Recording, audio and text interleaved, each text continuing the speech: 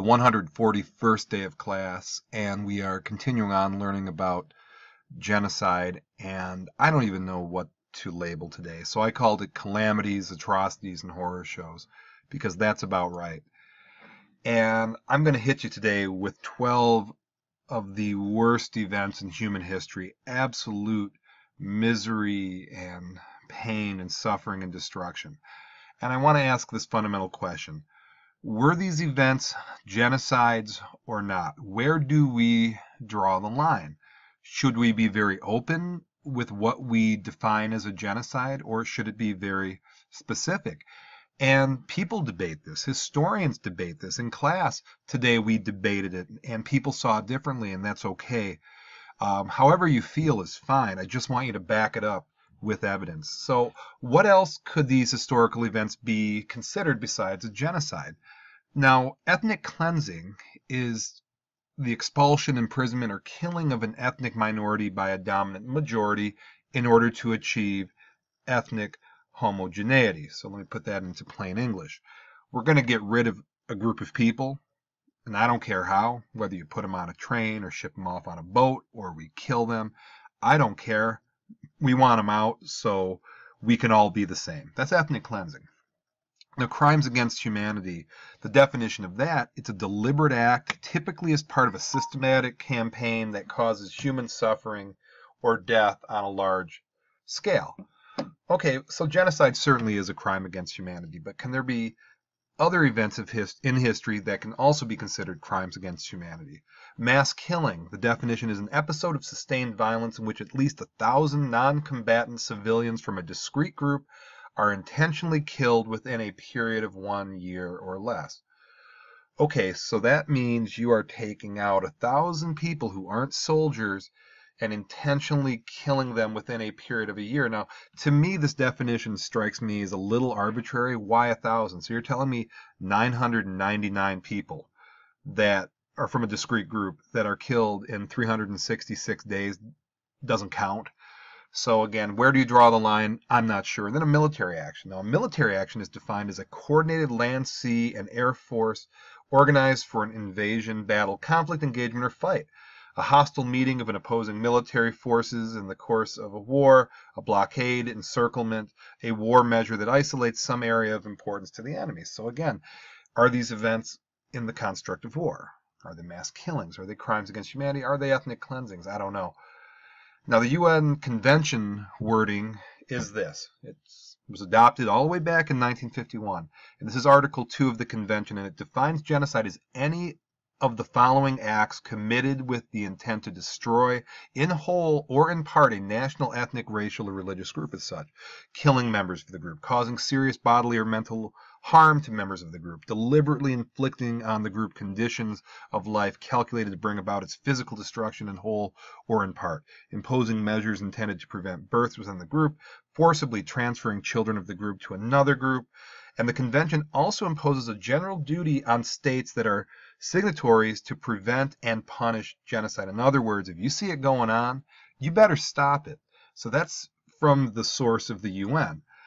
And these sorts of events have a pattern, and this pattern, perpetrators, bystanders, and victims. Now, I'm going to talk about upstanders in 2 days. I want to end with people who were righteous in the face of evil. I want to end on an up note. We're not there yet. So, in all of these events, there's a perpetrator.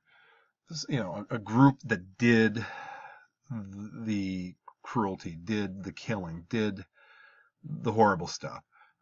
Victims, the people who are on the bad end of the stick, the people receiving that cruelty and that death and so forth.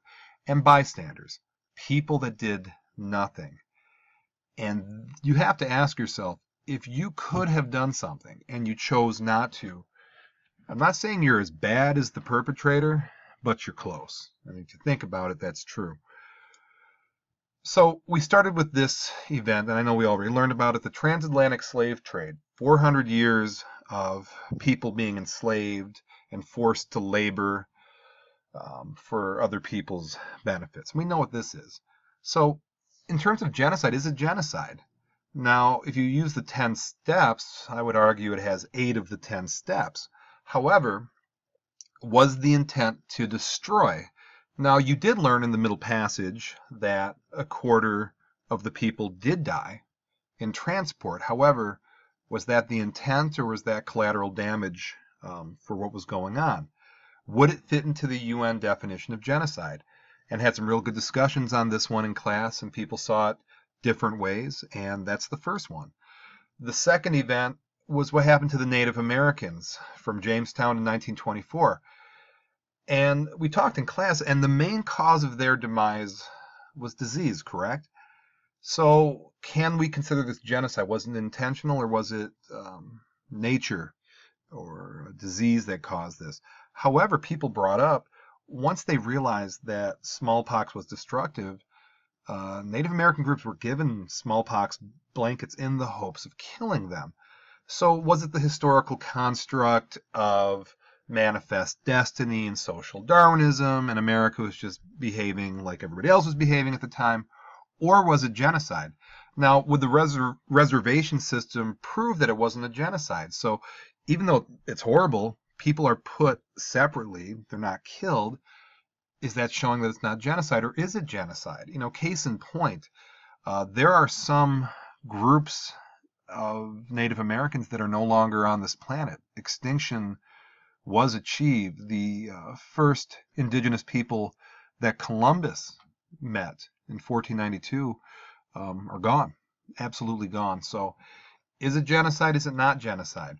Now, the Herero people, nobody in the room had ever heard of them. I think most adults had never heard of these people.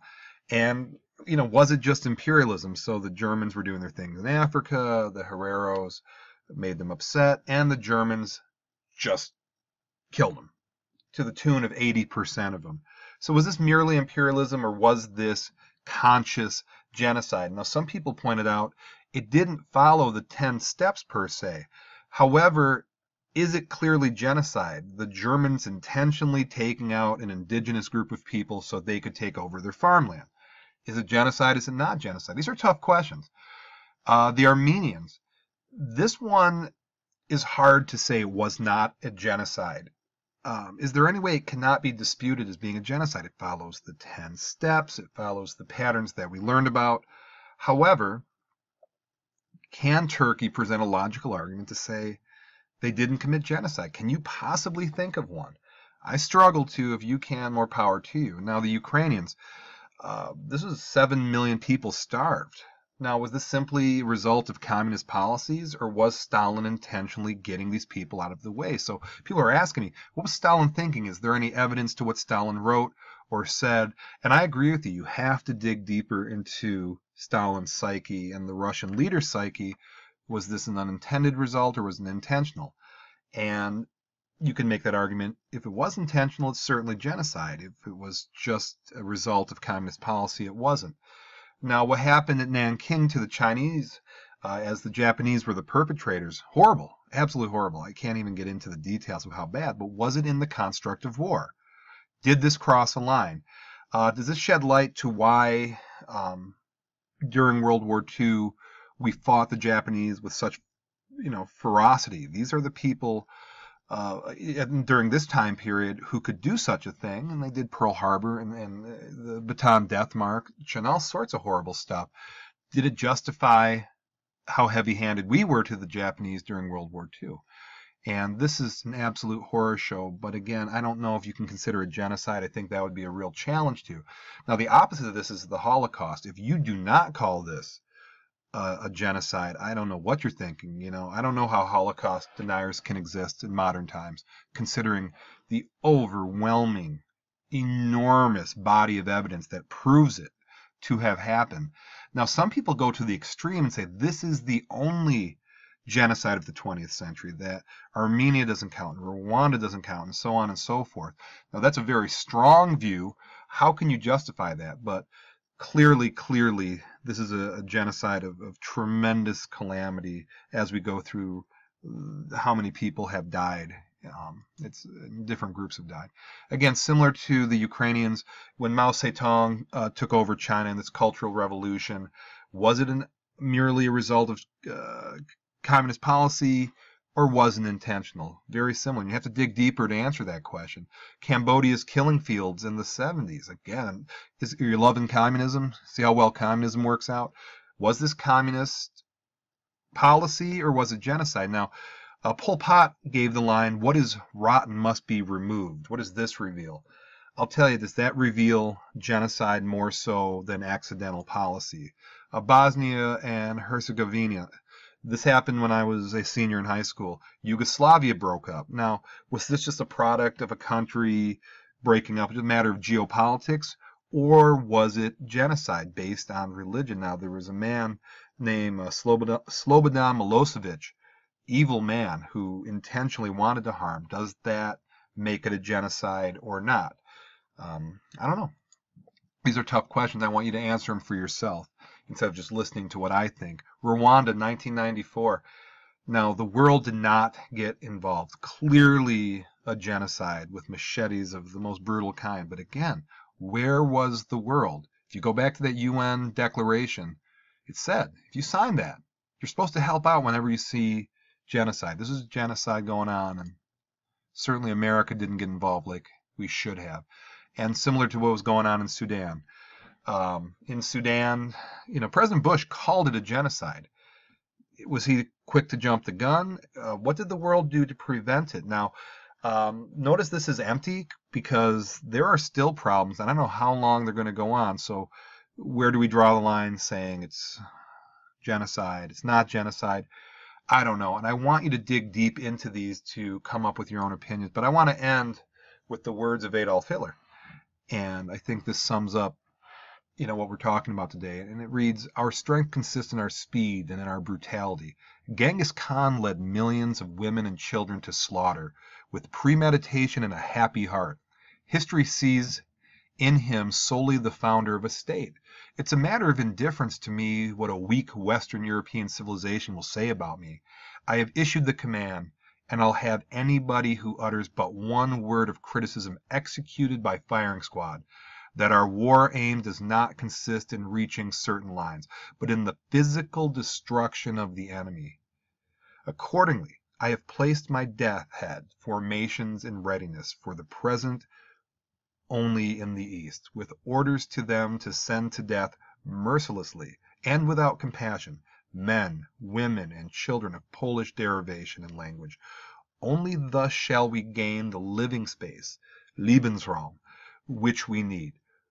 Who, after all, speaks today of the annihilation of the Armenians?" This was uttered by Adolf Hitler in August of 1939. So, the reason why I teach you these horrible things, where even Hitler said, "Who today speaks of the Armenians?" I want you to speak of the Armenians. I want you to speak of these other groups of people who have endured. Certainly, some are genocides, some are ethnic cleansings. They're all crimes against humanity. And they're all absolutely horrible events in history. But I want you to get to a point of you are this, the upstanders. And I'm going to teach you about these upstanders in 2 days. But certainly not to be a bystander, and certainly not to be a perpetrator, and standing up for you so you're not a victim. I don't want you to be any of these 3 things. I want you to be this. And I think the only way we achieve that is by having these hard conversations, having these hard discussions, and learning these really rough truths in history and all these things that have happened. So thank you for watching.